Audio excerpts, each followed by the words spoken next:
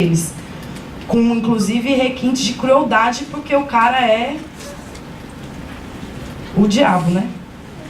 Agora, eu acho que é importante para a gente, nessa discussão sobre políticas públicas para a juventude, e esse debate que está sendo proposto aqui, é que a gente também, ao fazer o debate, tem que se postular para ir para além do que esse Estado já propunha para a gente.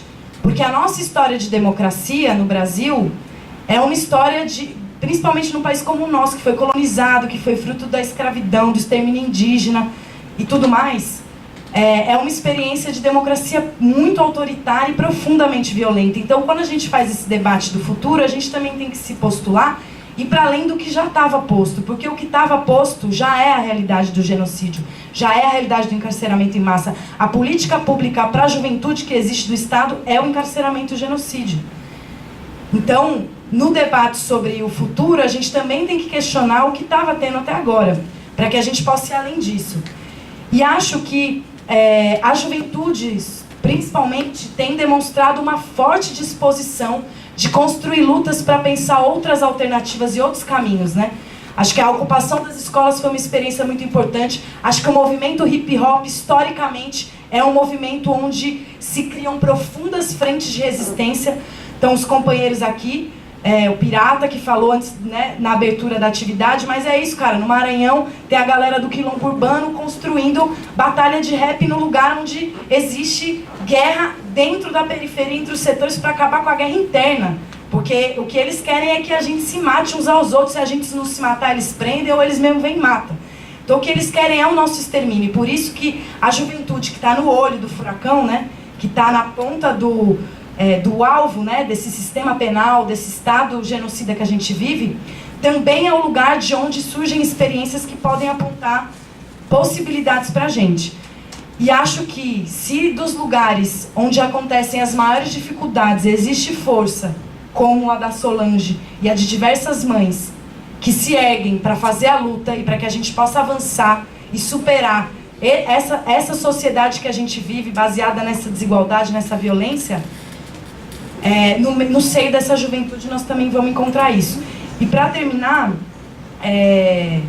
acho que tem um tema muito importante também, que nós precisamos avançar na discussão, pensando também as questões para além do que o Estado propõe para a gente, que é discutir a questão da autodefesa.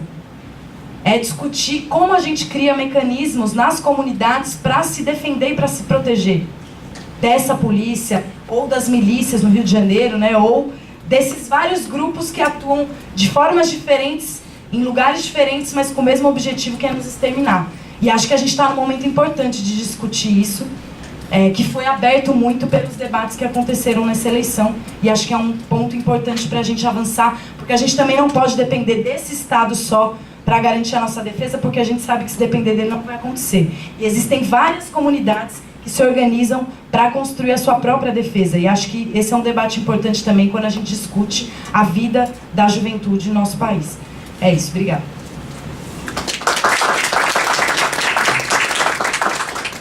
Várias fitas, né? Mas Neve, a gente acompanha várias pessoas de dentro do Instituto, sabemos a importância dele, mas eu só quero trazer uma, sem me provocar.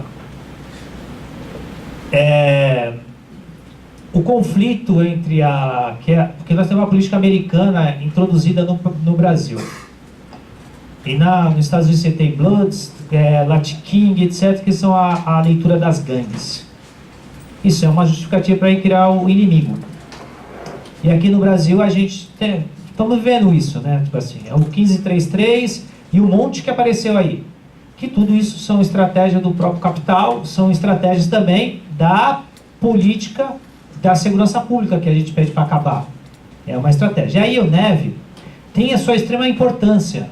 Só que muitas informações que mais aparecem do Neve, porque a gente produz muita informação, mas tem aquela que dá uma publicidade. E a que dá publicidade, às vezes, é para discutir a coisa do PCC. E a gente não está nem aí com essas fitas. Porque atrás da discussão do PCC, vai matar quem não tem nada a ver. Porque aqui a gente tem... Mano, fazer confusão faz parte. Eu não estou desvalorizando, só estou trazendo um questionamento. Que a gente precisa, porque eu sei da importância. Só que é como vazar as informações produzidas dentro da USP, as mais importantes para a população, do que falar que as pessoas, o PCC está aí, as pessoas estão. Mas tem que sair disso.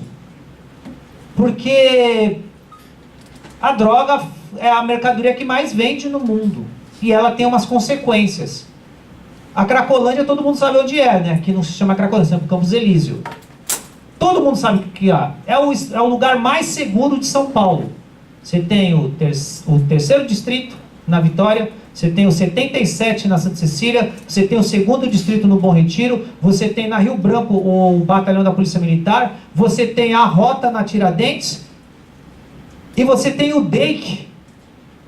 Mano, é o lugar mais seguro. Por que vende tanta droga?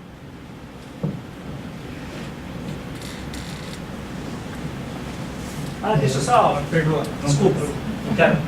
Porque eu quero dizer que todo esse discurso é para não falar uma parada que a gente sabe.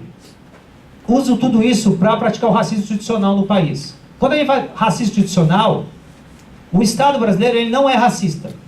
Eu concordo. Porque está escrito lá na lei, não, estou falando a partir do organograma. Na lei, a primeira é contra o racismo. Mas quem assume a administração é racista. E usa toda a leitura das instituições contra uma população. Boa noite a todas e todos. Minha proposta é mais fazer uma reflexão, um exercício de reflexão aqui, levantando alguns temas, para a gente poder discutir coletivamente. Quando tiver faltando uns 10 minutos, assim, você me avisa, sei lá, tá? Se tiver 2 ou... 2 minutos, beleza. Mas você tem 15 minutos. Tá, mas eu acho que em 10 minutos eu tenho uma colinha aqui, e aí eu vou seguir para a gente começar a discutir, então. Aqui? Tá bom. Então eu gostaria de agradecer o convite, né, para participar de um evento tão importante e necessário quanto este, ainda mais na conjuntura na qual a gente está vivendo. Gostei muito de ouvir a fala da Solange e da Irene aqui. Como vocês sabem, então, estou representando no curso de Estudos da Violência da Universidade de São Paulo, que compõe pesquisadores em diferentes níveis de formação, diferentes frentes de pesquisa, e pesquisas inclusive sobre crime organizado e PCC. Recentemente tem feito mais sucesso devido a algumas publicações, sobretudo do Bruno e da Camila. A gente pode discutir isso mais para frente na hora da discussão. Tem outras pesquisas em andamento. A gente fala de um ponto de vista da universidade, que sim, tem que criar condições para que essas informações, essas pesquisas, esses dados saiam da universidade, claro, não ficar uma coisa academicista, vamos assim dizer. Inicialmente, então, quem estava previsto para vir fazer essa comunicação era a Maria Gorete Marques de Jesus, não sei se vocês conhecem, e ela não pôde vir, e ela perguntou se eu podia vir aqui, e fiquei muito feliz, aceitei. Espero fazer uma fala tão boa quanto ela falaria. E em nome do NEV estou agradecendo aqui, então, principalmente a Priscila Cora, que entrou em contato, o Sedeca Sapopemba, a Defensoria Pública do Estado de São Paulo, Fórum Hip Hop, Grupo de Pesquisa em Psicanálise, Juventude e Interdisciplinaridade, Mães de Luto da Zona Leste, o Rio aqui, que eu acabei de conhecer também, na mesa. E também, antes de começar a falar um pouquinho que eu preparei para vocês, para a gente discutir, fazer uma propaganda. Dia 13 de novembro, vai ter um seminário lá no Departamento de Ciência Política da Universidade de São Paulo. 15... Oi? Dezembro. Isso, desculpa, de dezembro.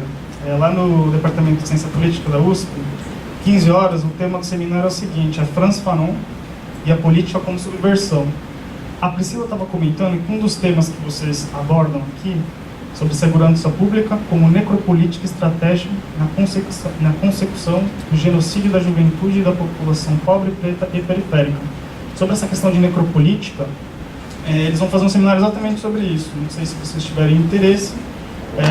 Vai haver uma exibição do documentário que se chama Sobre a Violência, baseado nos Os Condenados da Terra, que é um livro do Fanon, e o Fanon é um grande interlocutor, o trabalho do Fanon é um grande interlocutor do Achille Mbembe, que é o pesquisador que vem trabalhando com a noção de necropolítica. Então, se alguém se interessar, pode ser interessante. A discussão vai ser mediada lá pelo professor Davidson Faustino, da Unifesp, do Instituto Ama, Psique e Negritude, do grupo Quilombagem. Então era isso, mas um pouco que eu fiquei sabendo, eu falei, pô, vou fazer essa divulgação lá. Então, partindo um pouco da fala anterior, eu queria fazer um exercício de um pouco de um resgate histórico, de uma experiência histórica, porque eu parto de uma espécie de sociologia histórica, né? O que a gente pode começar a refletir é o seguinte: o fim da ditadura não significou necessariamente o fim da democracia, principalmente no âmbito da justiça criminal, né? A democracia sempre foi um processo a ser consolidado, dentro das práticas, sejam institucionais, sejam da noção do entendimento. Ela não foi uma coisa que já está dada, inclusive ela está em processo, né? Sempre teve muita dificuldade as instituições em se adequarem ou estabelecerem políticas de democratização, sobretudo no âmbito da justiça criminal. Desde o início, quando a democracia ela começou no processo de transição democrática nos anos 80, algumas políticas tentaram situar, né, algumas instituições, algumas práticas políticas nessa democracia que estava chegando. E o NEV, inclusive, ele foi criado nesse momento para tentar monitorar, fiscalizar e pesquisar, inclusive, esse processo de consolidação dessa democracia vindoura, etc. Sobretudo monitorar as graves violações dos direitos humanos que aconteciam em diversas regiões. Podemos dizer, e isso que é interessante, que essa disputa ela se dá o tempo todo e ainda hoje em lugares diferentes. Esse próprio evento, acredito, é parte, inclusive, desse tipo de disputa, desse tipo de resistência, desse tipo de espaço, de tomar um espaço para poder falar sobre isso, para poder se posicionar, pautar, né, para a defensoria também. Para falar um pouco sobre o tema aqui do seminário, eu acho que é importante falar sobre 4 pontos que a gente estava comentando anteriormente e levantamos.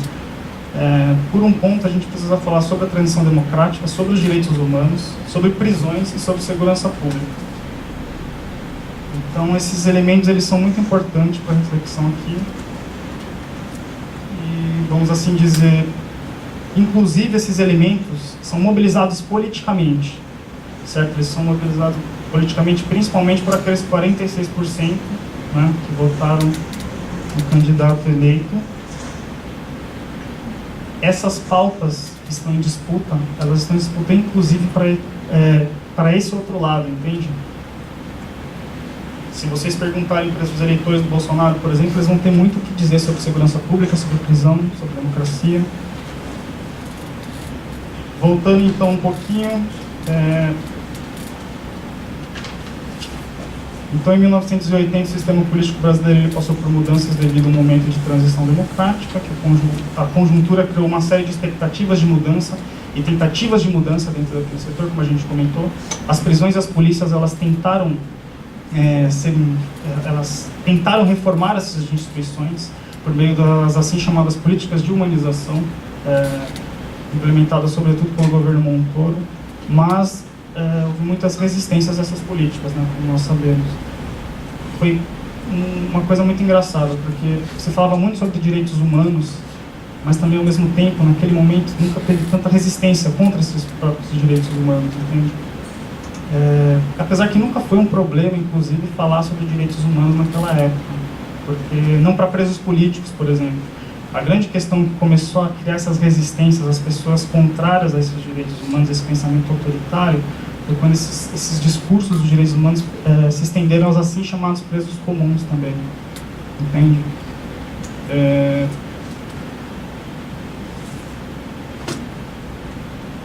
E a questão interessante que eu também acho que é bom a gente dialogar depois é que as disputas não aconteceram apenas nas esferas políticas, legislativas, nas bancadas, etc. Aconteceram inclusive na assim chamada opinião pública, por meio do monitoramento e por meio da atuação da imprensa, por exemplo, né?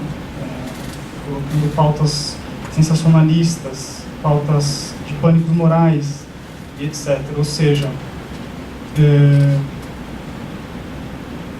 tudo começou a entrar num campo de disputas, que novamente ainda ele existe, que permitiu que, em algum momento, os direitos humanos fossem associados a direitos de bandidos, certo? E foi, acho que no momento de transição democrática, que é interessante, naquele momento, as resistências às políticas de humanização, o debate, o diálogo sobre aquilo, acabou criando, acabou permitindo um espaço para que uma população, um setor da sociedade viesse a associar, sobretudo com a ajuda da imprensa, que direitos humanos seria o quê? Direitos de bandidos, direitos humanos como privilégios ou regalias. Né? Essa associação é muito curiosa que aconteceu. A Teresa Caldeira, uma pesquisadora, fez essa pesquisa para nos mostrar como isso se articulou. E esse mesmo discurso é responsável, por exemplo, pela eleição de toda uma bancada, vamos assim dizer, contrária a esses mesmos direitos. Certo? Nos anos 80, tinha, e também um pouquinho mais para frente, consolidou a eleição da assim chamada bancada da segurança, certo? Aquele grupo de políticos que se reúnem e pautam, por exemplo, discussões contrárias aos direitos humanos, né? Hoje a gente tem, similarmente, a assim chamada bancada da bala, vamos assim dizer.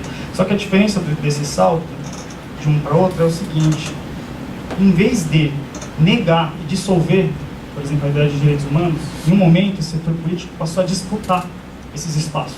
Então, como é que eu posso dizer? A questão não era mais naquele momento acabar com comissões de direitos humanos, mas sim disputá-las no sentido de presidi-las. Né? Agora nós queremos presidir essas comissões. Quem é nós? Sobretudo, é interessante que esses candidatos eram maioria ex-policiais, que começaram a entrar na vida política, vida pública, se auto-intitulando especialistas em segurança, por causa da experiência, por causa da vivência, por causa das atuações. Eles colocavam enquanto nós somos os especialistas em segurança, então nós é que temos o que dizer sobre isso, etc. E eles acabaram formando essa frente. Por que eles se associam, por exemplo, com a assim chamada bancada evangélica, também já é uma outra discussão.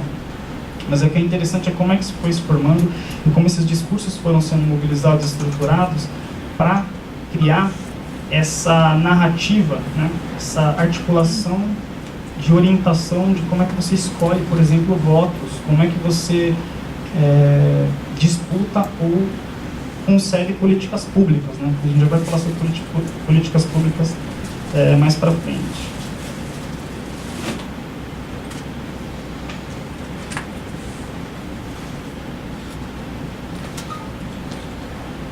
Então, como é que eu posso dizer? Essa concepção de direitos humanos, de políticas públicas, elas têm uma orientação, me parece, desde aquele momento, sobretudo para grande parte da população, que é o seguinte: políticas públicas elas são entendidas unicamente como políticas de polícia, por exemplo. Políticas públicas, basicamente, dentro de um discurso recorrente que a gente vê, mas na atualidade mais polícia na rua, mais prisões. Parece que existe uma obsessão pela punição, pelo encarceramento, como se essa fosse a única solução, vamos assim dizer. Qualquer pensamento fora dessa caixa, fora desse registro, parece que há um choque, vamos assim dizer. Política de segurança pública, perguntando para qualquer pessoa, sei lá, para o tio do churrasco lá, que vai conversar com você, que fala, não, direitos humanos, bandidos e tal. Políticas públicas seria só um caso de polícia, seria só um caso de aumento de encarceramento, de crescimento penal. Não seria, por exemplo, um caso de iluminação, não seria, por exemplo, um caso de policiamento. Né? Sem contar que depois a gente pode discutir essa questão entre a prevenção e a repressão. Então há essa noção. Né? Eu estou voltando um pouco para tentar melhor compreender quais discursos foram mobilizados, inclusive nessa conjuntura política. Né? Inclusive nessa eleição.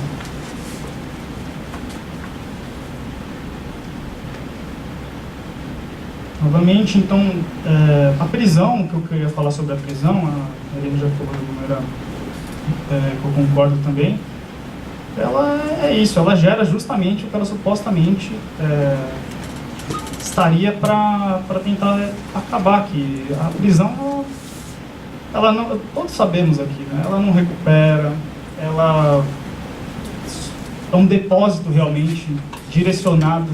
Sabemos que, dependendo de sua origem, situação,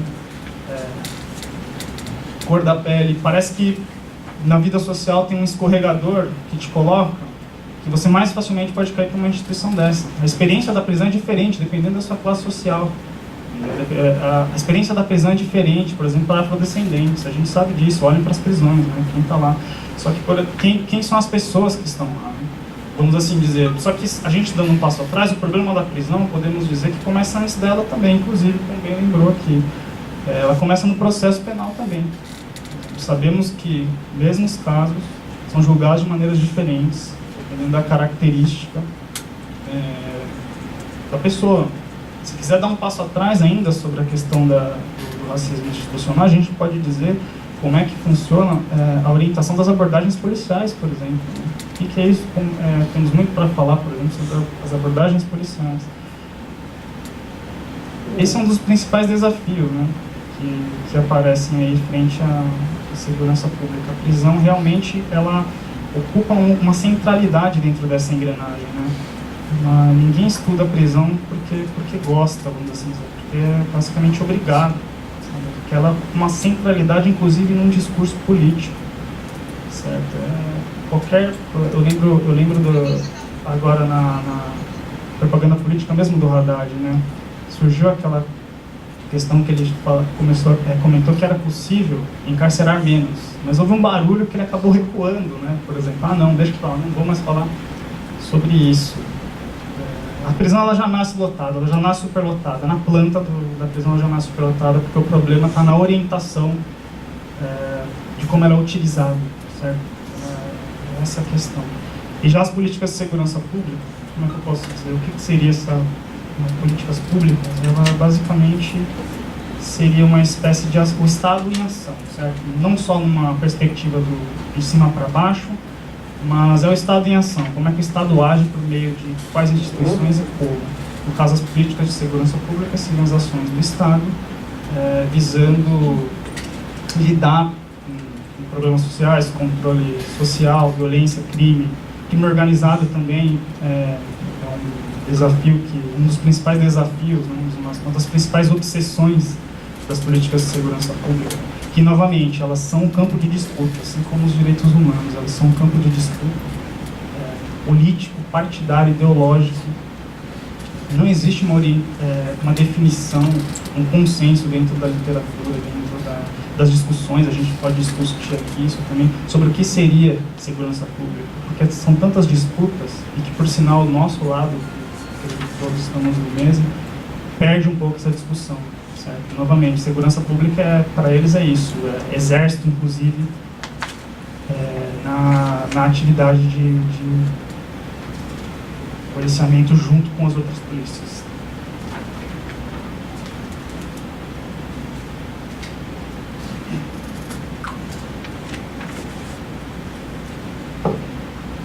Então, o que eu queria dizer sobre algumas instituições que são responsáveis, né, pela assim chamada segurança pública no Estado, que seriam as polícias,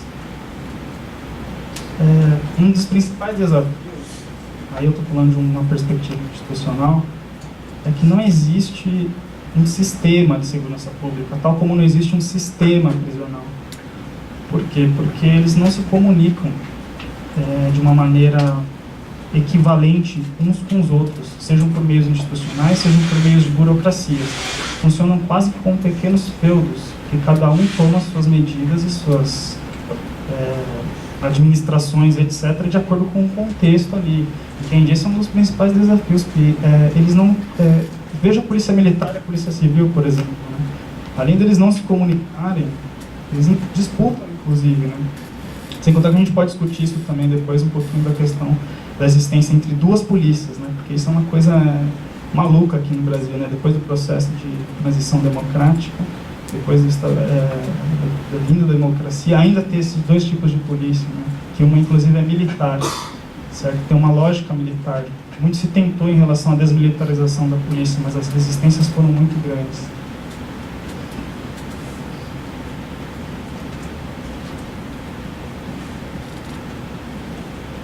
Então, tocando, eu acho que a gente podia conversar mais para frente. Eu acho que é mais uma conversa que a gente pode ter. Eu trouxe alguns elementos que eu estava refletindo sobre isso. Não se propõe uma fala conclusiva, né, mas para a gente conversar esses 4 pontos que eu acho que é interessante voltar na questão da redemocratização dos direitos humanos, como isso foi utilizado, como que esses discursos sobre os direitos e democracia eles são disputados, como eles conseguiram, como existe uma composição política que se faz, inclusive, em oposição a esse tipo de prática, certo? Como isso ganha dimensão e proporção positiva em relação à maioria da população. Pessoal, assim, esses discursos desses políticos, eles, a gente está vendo, nós vimos como eles têm apoio, né? E a prisão também tem um papel que a gente tem que discutir sobre isso. A prisão é um depósito, gente. Eu acho que eu até retiro o que eu disse, porque assim, não é que ela deu errado, eu acho que ela deu certo, era para isso mesmo desde o começo que ela foi planejada, vamos assim dizer, né? E sobre a questão das políticas públicas, eu acho que esses são pontos que a gente poderia conversar, porque o que eu poderia colocar é que a nossa democracia ainda não conseguiu de forma significativa integrar justamente a questão que a gente veio discutir aqui, né? Uma juventude pobre, preta e periférica, né? A gente sabe como tem essas dificuldades. Ainda a gente tem muito a avançar nessa perspectiva. A Declaração Universal dos Direitos Humanos fez 70 anos ontem. E ainda a gente tem tanto a avançar nessa perspectiva. E como esses espaços são disputados hoje, inclusive por contrários a isso, né? Eu acho que esse movimento foi interessante, quando esse pessoal ele passou a não mais negar ou querer eliminar esse tipo de discussão, mas sim pautar, e sim disputar, querer estar nesses espaços, querer utilizar isso, inclusive, enquanto uma ferramenta de atuação, vamos assim dizer. A gente viu isso acontecendo e até hoje, né?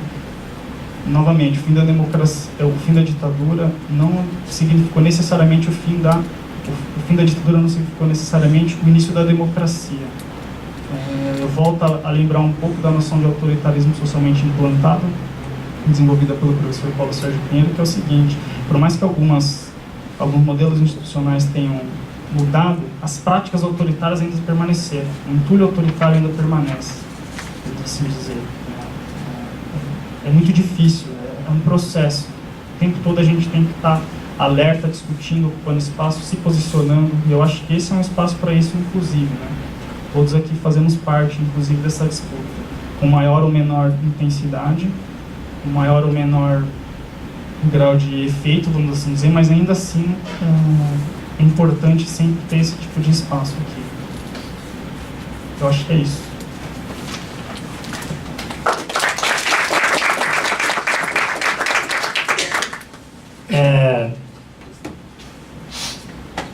Da Defensoria Pública. Primeira coisa mais difícil para a gente, porque nós estamos discutindo a ideologia, né? Acho que como nós vivemos numa sociedade midiática, nós temos pessoas em instituições fortes, mas pessoas fracas. Essa que é a grande verdade. Então, todos os históricos que foram criados lá atrás, eles se mantêm uma marca que ele não consegue representar hoje, porque as pessoas estou na instituição. A Defensoria Pública é uma instituição que, boa parte que está aqui é formado, vem boa parte da PUC, do direito da PUC, mas o pessoal da USP e tal, nada contra as instituições, por favor. Estou na discussão ideológica. Senão depois ele é contra a PUC. Se eu nem consigo entrar lá. Vamos lá. Só que essa instituição é isso. Aí, tem pessoas que vêm para a instituição da Defensoria Pública que ela é criada a partir dos movimentos sociais. Puta, pelos pretos, cada periferia montaram o bagulho. Só que qual é o diálogo hoje da Defensoria Pública com esse pessoal? A dificuldade de trazer a população para cá. Porque em algum momento alguém fez o corte.